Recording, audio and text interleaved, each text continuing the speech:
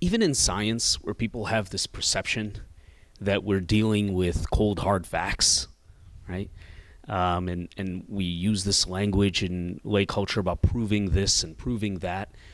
That's generally not my experience as a scientist. Generally, what we're doing is accumulating evidence in favor of one explanatory model over another, right? So you have some data, you have a phenomenon, and when you start out, if you don't really have a lot of a priori knowledge about it, you have a lot of different models. You have a lot of ways in which this could be explained, right?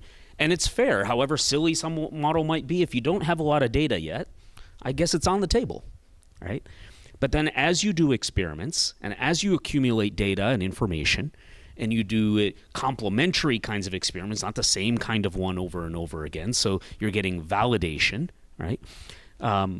Over time and across different ways of looking at the data, eventually what starts to happen is that you accrue, right, evidence that suggests one explanatory model, or one model is able to explain the data much more robustly than the other models. You can't be completely closed to the possibility that some of those other models may hold some kernels of truth in them, right? But this model, and you may need to refine this model over time. Charles Darwin got a lot of it right, but he also didn't know a lot and got a lot of it wrong, right? And so in the intervening time, we've been working on a lot of that and really getting to a better and better sense of how that works. It's true with almost all kind of the biology that I do in our lab, for example, right?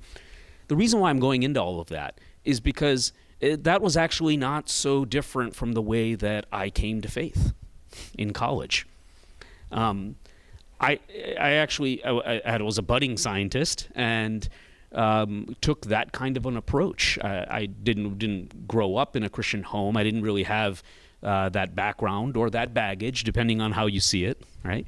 And so it was a fresh kind of slate. And so for me, it was, listen, there's data, there's the world around me, there's what I see, there's human history. What is the explanatory model that people have come up with that seems to fit this data well, right? Is it none of them? Is it all of them? Do they all have a probability of 0? Do they all have a probability of something else? That's what really got me going on the journey. So in a lot of ways, it was a very scientific process for me, right? But at some point, I had to take a leap of faith. This isn't something you prove scientifically, right?